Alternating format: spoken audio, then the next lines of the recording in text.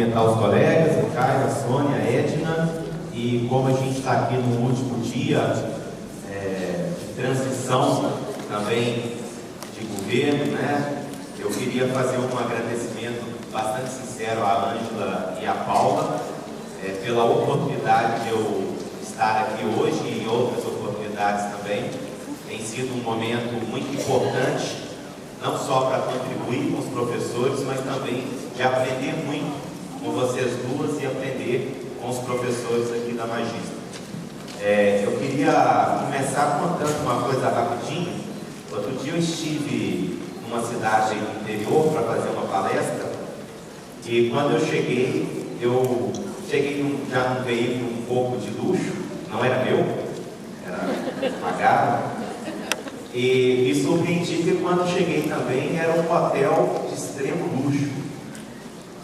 E na hora que eu cheguei, ainda para surpresa, estava tendo a gravação de uma nova novela da Globo, estava cheia de artistas dentro desse hotel. E quando nós saímos com as malas, as pessoas vieram para o nosso lado e começaram a falar: quem é ele? Quem é ele?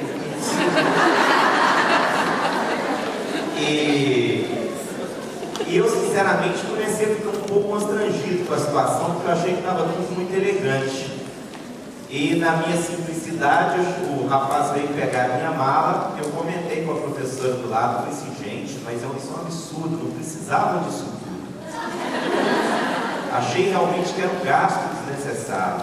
E o rapaz que estava pegando a mala virou e falou assim: não, eu sei de onde vocês vêm, me falaram que vocês são da universidade. Vocês merecem muito mais que os artistas que estão ali, porque vocês estudaram muito.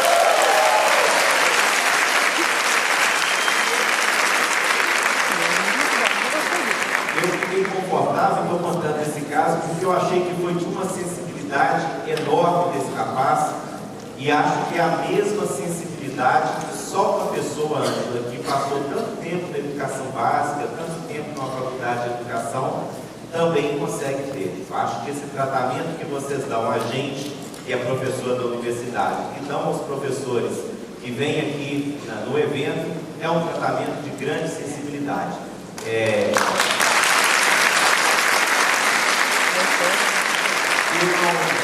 Eu não posso fazer muito, mas eu tenho um compromisso que eu acho que eu vou mandar uma carta para o futuro prefeito, não sei qual é o futuro governador, não sei como vai chegar, mas você sabe também que de 2 em 2 meses, mais ou menos, eu estarei numa reunião com a futura secretária ou secretário da Educação, e eu sempre vou utilizar as minhas falas nesse espaço para defender essa proposta de vocês aqui. Eu convido também os colegas que vocês façam isso, que vocês escrevam.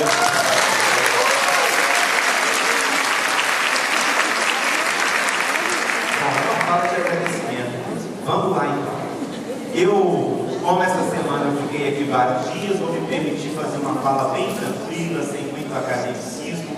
Estou aproveitando nessa fala minha aqui hoje as mesas, as pessoas que apresentaram, estou aproveitando as apresentações de vocês que eu vi e estou me permitindo falar bem aberto. Lógico que sempre eu falo assim, mas com a preocupação de me pautar nas pesquisas acadêmicas sobre violência, mas sem precisar ficar toda hora referenciando a conta. Então vou falar um pouco da prática nossa, das pesquisas, bem à vontade, tá? A primeira questão é o próprio título da gente que chama a atenção: quais estratégias possíveis na prevenção da violência escolar? A palavra possíveis, ela é muito inteligente para esse título. Por quê? Porque qualquer coisa que a gente vá pensar em educação, a gente deve pensar que educação envolve limites e possibilidades. A gente deve falar de limites, porque senão o professor fica pensando que é tudo responsabilidade dele, que ele pode tudo. A gente tem que falar em possibilidades, porque senão o professor acha que ele não pode nada. Educação é uma coisa mais ou menos assim: a gente está em sala de aula e está dentro de uma escola. O que acontece em sala afeta a escola. O que acontece na escola afeta a sala de aula. E o que acontece nas sociedades, eu estou falando desde o bairro, a cidade, ao país, afeta tudo que ocorre dentro da sala de aula e tudo que ocorre dentro da escola. Portanto, quando a gente fala em prevenção de violência, estamos falando de um fenômeno que ocorre dentro da escola porque também estamos em uma escola, em uma cidade, em um bairro, em um país violento. E também estamos falando de violência porque a própria escola pode ser violenta e porque a própria escola pode ser incompetente para prevenir a violência. Portanto, há limites, mas há também possibilidades. E o que eu convido vocês inicialmente para a gente falar é se a gente consegue responder a essas duas questões. Ainda acreditamos que a escola e os professores possam exercer uma função socializadora? Considero que isso seja algo fundamental. A professora Sônia colocou ali várias funções da escola e ela disse que a escola é uma instituição da modernidade. Enquanto instituição da modernidade, uma das funções que é dada à escola é a de socializar, é a de preparar seres sociais, de preparar as novas gerações para a vida em sociedade. Nós ainda acreditamos que a escola possa fazer isso? Há muita gente que não mais acredita, intelectuais, pedagogos, o que for. A gente não pode perder a fé, a crença nessa possibilidade de uma escola que educa realmente, que prepara para a vida social. Pode a escola ser o locus da formação de uma cultura da paz, do respeito, da solidariedade? É possível ou isso é só um discurso? Ou nós de fato acreditamos que é possível? Não há como falar em prevenção de violência se nós não acreditamos nessas duas coisas. É preciso acreditar de fato. Grande parte dos trabalhos que eu assisti de vocês, a primeira coisa que a gente nota é que vocês acreditam. Um professor que não acredita não vai falar em prevenção da violência. Vamos à frente. Por que os educadores deveriam se preocupar com o fenômeno da violência escolar? Essa é uma questão importante.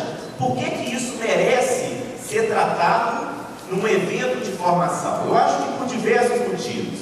Primeiro, porque a violência coloca em xeque o próprio sentido da escola. Também a professora começou a falar sobre as funções da escola. A escola, ela nasce com esse sentido, com o sentido de preparação para a cidadania. A escola é um lugar de combate à barbárie. A escola, como instituição da modernidade, se opõe às formas autoritárias, se opõe ao mundo obscuro, ao mundo da violência, da barbárie. Como pode a instituição criada pelo mundo moderno para combater isso ser ela própria um lugar da violência?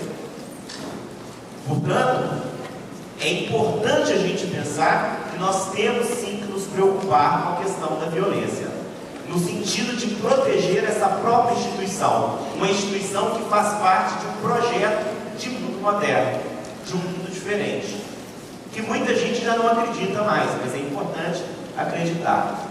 A violência escolar impacta o aprendizado dos estudantes. Nós falamos que os estudantes têm que aprender, mas eles estão aprendendo menos por causa da violência.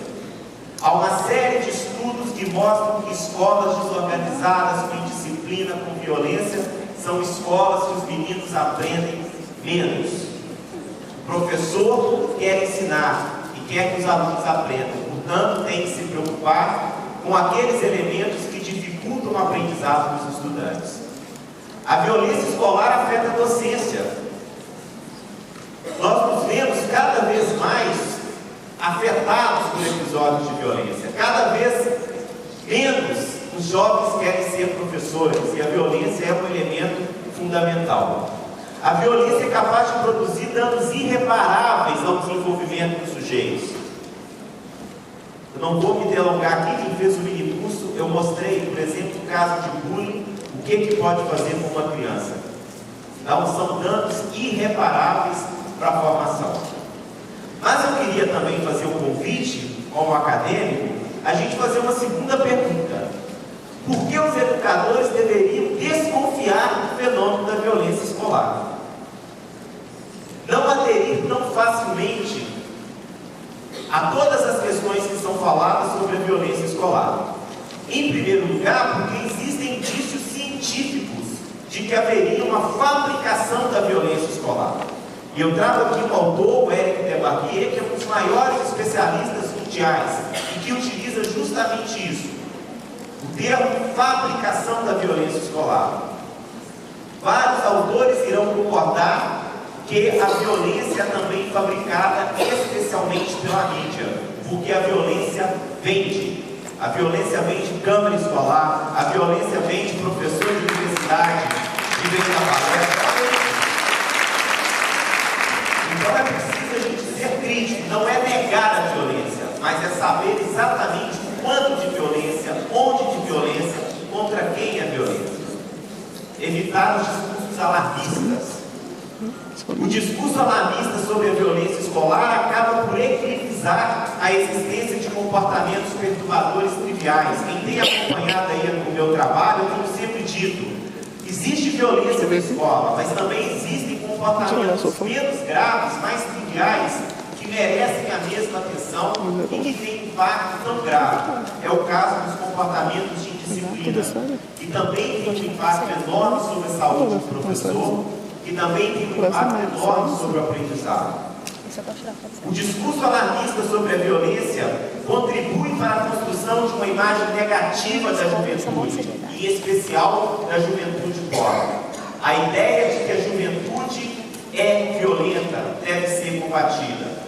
A ideia de que, sobretudo, jovens pobres são violentos deve ser combatida. E é necessário dizer que a sociedade lida de forma diferente quando essa violência é praticada por jovens pobres e por jovens ricos. Eu queria mostrar uma imagem, por exemplo, jovens que amarraram infrator em poste são detidos por tráfico. Vocês se lembram daquele menino que foi amarrado? Vocês se lembram? Olhem o título dessa matéria do Globo e vocês já veem como que se trata. Infrator pobre e infrator rico. O rico são jovens, o pobre é infrator. Como que está implícito na mente de qualquer jornalista. Jovem é uma coisa de classe média, o pobre ele é infrator. Então a gente tem que ter muito cuidado com o discurso sobre a violência. Uma outra questão. O alarmismo do discurso da violência escolar contribui para a construção da imagem, de uma imagem da escola falida, ineficiente, violenta, justamente no momento de democratização do ensino. Eu queria fazer um convite a todos vocês. Cuidado! Há muita gente querendo criar uma imagem negativa da escola pública. E eu falo da escola pública desde a educação infantil até a universidade. É importante que a gente seja crítico em relação a isso, porque é justamente no momento em que as pessoas que estiveram excluídas da escola acessam a escola, querem dizer que a escola não presta.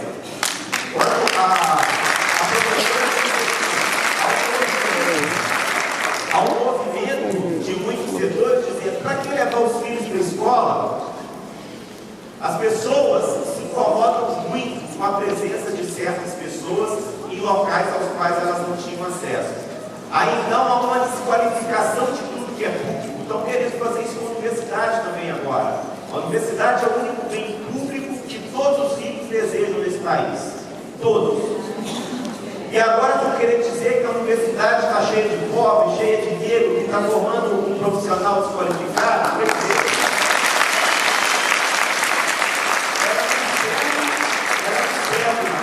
Cuidado para não fazer isso com a escola. Enquanto a escola pública era para poucos, estava todo mundo dizendo que a escola é importante. Aliás, os grandes movimentos sociais são movimentos por escola. E agora também estão tentando desqualificar a escola. Olha, não é dizer que não existe violência, é ter cuidado com o discurso alarmista da violência. Esse discurso alarmista acaba por colocar o foco em tudo que é negativo na escola. Pouco se dá foco naquilo que é positivo. Por isso que tem que elogiar o trabalho que é feito aqui na Magista.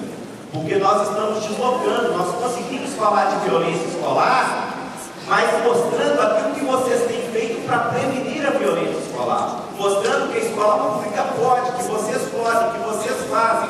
Que na escola tem tudo, inclusive violência, mas também tem coisas positivas na escola. Na escola tem meninos que são violentos, mas tem um monte de meninos que não é violento.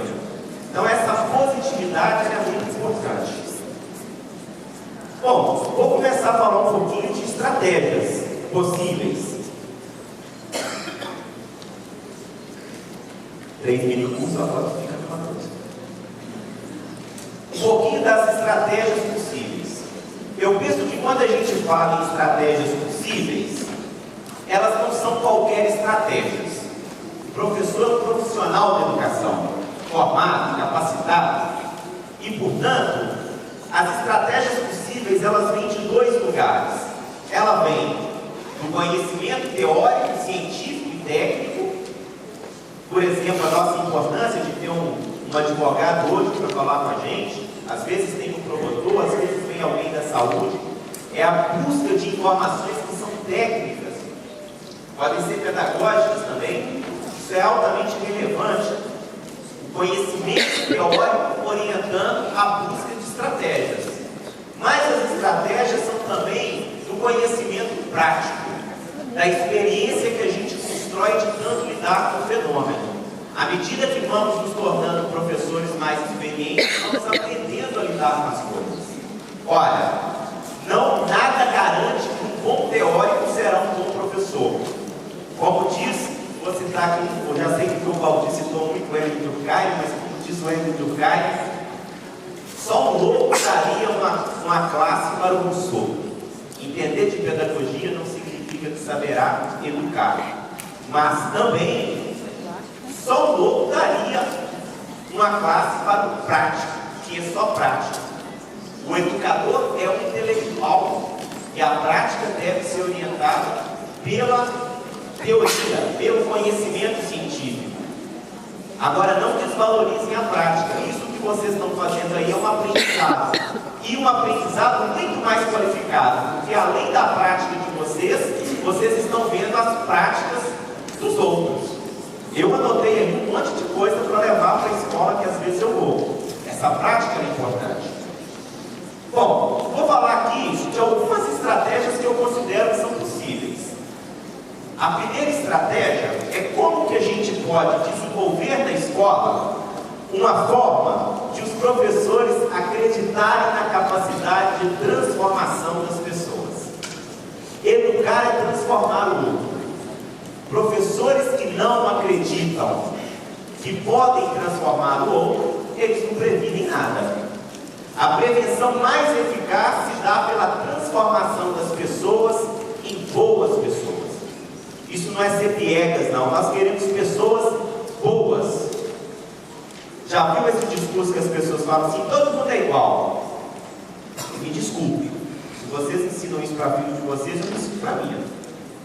Eu digo, olha, é melhor você andar com algumas pessoas, é melhor você ser assim do que você ser de outra forma. Eu vou dizer que um traficante é igual a um trabalhador que levanta de manhã e vai trabalhar todo dia. Eu vou dizer que um jovem que opta por roubar é igual a um jovem que opta por trabalhar igual em direitos, em respeito. Mas nós, educadores, temos que achar que tem pessoas que contribuem mais. Me desculpa, é pesado, mas é preciso falar isso, porque na prática nós agimos assim. Se todo mundo é igual, não é a igualdade de direitos que eu estou dizendo aqui, mas se você diz assim, todo mundo eu respeito todo mundo do jeito que ele é, eu não educo. Educar significa, em alguma medida, você dizer, eu não te aceito do jeito que você é. A gente não pode aceitar um menino violento do jeito que ele é. Nós não podemos aceitar o menino que é traficante do jeito que ele é. Nós temos que acreditar que é possível uma mudança. O educador tem que acreditar em mudança, porque senão não educa. As pessoas mudam, as pessoas podem ser melhores, as pessoas merecem ser melhores. É preciso acreditar nisso. Qualquer pessoa pode mudar. Nós na escola às vezes desistimos das pessoas muito rápido. Rapidamente a gente diz que aquele não tem jeito. É preciso acreditar que elas podem. E é preciso olhar para a nossa vida e falar como é bom não dar no tráfico, como é bom não ficar preocupando com a polícia, como é bom saber respeitar o outro, conviver com o outro e querer isso para as pessoas. É preciso acreditar. Se não acredita, você abandona. Se abandona. As pessoas não mudam no passo de mágica. É fundamental para o educador querer mudar, mas saber que ninguém muda de um dia para o outro. Ninguém se converte de um dia dia para o outro. Eu vou contar aqui uma história para vocês. Eu estudei os meninos lá na minha tese de doutorado, que eles eram mais ou menos o seguinte. Vou contar um caso de menino. Tinha um menino, ele conta esse caso, ele estava roubando depósito de materiais, e de uma hora para outra começou a aparecer polícia para tudo quanto é canto. Ele foi pego pela polícia, ele foi espancado, jogaram ácido nas nádegas dele. Todo mundo na escola conhece a história. Todo mundo. E o mais incrível é que esse menino se converteu, ele virou evangélico. E ele mudou radicalmente a vida dele, de um dia para o outro. Só que ninguém muda radicalmente mesmo de um dia para o outro. É preciso ter paciência, é preciso investimento. E o mais engraçado é o seguinte, que dentro da sala ele ficava com os meninos assim. Ô, gente, não faz não, isso é errado, ele está vigiando, não sei o quê. Ele fazia o discurso do bom moço. E realmente os meninos tinham uma admiração por ele, porque eles sabiam que ele é alguém que tinha se transformado. Só que o mais engraçado, como ninguém muda do dia para a noite, eles se entregavam de vez em quando. Então, assim, de vez em quando ele saía, aí ele via os meninos jogando bola, ele pegava a bola e chutava lá pro bote. Outro dia eu estava lá, os meninos queriam entrar na quadra, ele foi lá e arrebentou o cadeado da escola. Só que ele tinha estratégias para conviver com isso, porque a gente também não convive com essas coisas assim, duplas, paradoxais. A gente vai encontrando um jeitinho de conviver com elas. Sabe o que ele fazia para conviver com isso? Ele se autodelatava, delatava todo mundo. Ele chegava ao diretor, como nós mesmos, não posso deixar de dizer como nós. Aí entregava todo mundo. As pessoas, gente, não vão mudar do dia para a noite. Não vai ter um menino que vai se transformar porque você disse alguma coisa, porque você puniu. É preciso paciência se a gente quer transformar. É preciso dedicação, estar todo dia ao lado. É preciso esforço para que esse sujeito se transforme. É preciso aceitar que esse sujeito vai recuar. Ele vai fazer o discurso do bom moço na sala e depois vai quebrar o cadeado lá fora. Paciência é fundamental fazer isso. Uma outra coisa, investir em ações curriculares. Se a gente acredita que o outro pode ser transformado, é necessário que no currículo da escola a gente desenvolva ações que visem produzir um trabalho pedagógico com claros objetivos de transformação humana e social. A escola tem que ter uma pedagogia voltada para a transformação do sujeito. Uma pedagogia que acredite no sujeito. Não adianta só acreditar. É necessário que isso se materialize no currículo escolar, nas práticas escolares. Inserção de temáticas que contribuam para a formação de valores, cultura da paz. É o que vocês estão fazendo, essas temáticas. Gente, eu estava falando com a Ângela do dia com alguém que me dá a maior preguiça quando alguém fala assim. Jornalista adora falar assim. As escolas só ficam no conteúdo, as escolas não trabalham valor. Nunca foi uma escola. Vocês estão trabalhando isso. É preciso trabalhar cada vez de forma mais organizada. As coisas é que são difíceis, mas é preciso que vocês façam isso de forma planejada. Vocês já fazem, é preciso intensificar. ênfase em práticas cotidianas que permitam a vivência de valores como o respeito, a paz, a justiça. Não adianta só falar, não adianta só dar aula de valores. É preciso viver, é preciso materializar. Ninguém constrói uma nova religião e não cria igreja. As pessoas aprendem a religião, a fé, rezando, orando, indo, encontrando com as pessoas, compartilhando. É preciso que essa transformação, que esses valores façam parte da organização cotidiana da escola. É preciso materializar uma cultura da paz. É preciso viver a justiça. É preciso viver a valorização da diferença dentro da escola. E não só falar da valorização da diferença. Um outro elemento, garantir a construção de um bom clima disciplinar. Se tem uma coisa que eu tenho aprendido é que a gente só previne violência prevenindo os acontecimentos mais triviais, os acontecimentos perturbadores mais triviais. Grande parte dos episódios de violência tem como origem ou condição um ambiente disciplinar degradável, onde não tem regras, onde não há um convívio harmonioso. Você cria uma possibilidade de surgimento da violência. É preciso cuidar do ambiente escolar, do clima disciplinar da escola. Intervenções disciplinares equivocadas constituem momentos oportunos para a manifestação da violência.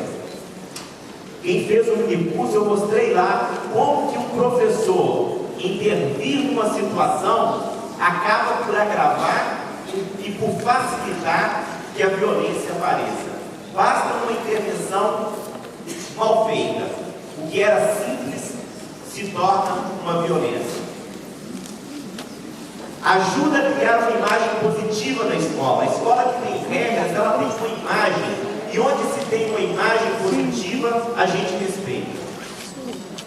Outro elemento.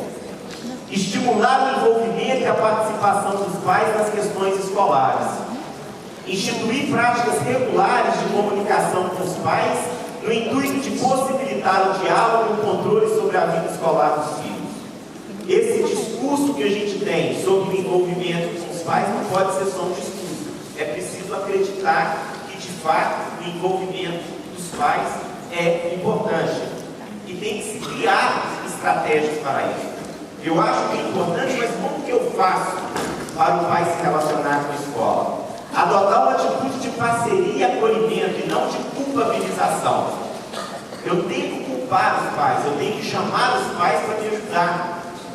Eu tenho que chamar os pais para responsabilizar, não para culpar. Outro elemento importante: estimular e valorizar a presença dos pais na escola e a colaboração em assuntos pertinentes. Também não fiquem chamando o pai para tratar de assunto que é muito técnico, que deveria ser de competência nossa. Porque o pai, às vezes também, é preciso também a gente preservar alguma competência técnica que a gente tem. Tudo pode ser discutido com todo mundo, mas algumas coisas é de competência técnica daquele que é formado. Agora, não duvidem dos pais que eles possam ter alguma competência também para dialogar com vocês. Hoje, em todas as esferas, a gente quer chegar para o advogado e discutir o nosso caso. Eu sei que o advogado tem consciência disso, não.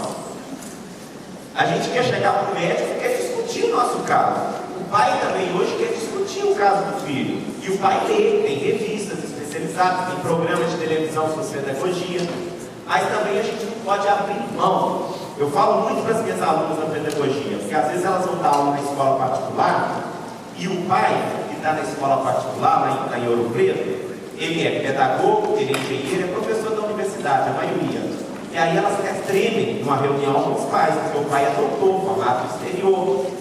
Eu falo, começa a falar para ele como é que é o processo de alfabetização, fala um pouquinho de desenvolvimento infantil, ele vai te respeitar na hora. O conhecimento técnico é importante. É isso que elas têm que buscar na faculdade. O pai fica assim, maravilhado, ela explica por que ela faz assim e não de um outro jeito. Por que o filho tem aquela hipótese de escrita e não outra. Conhecimento técnico.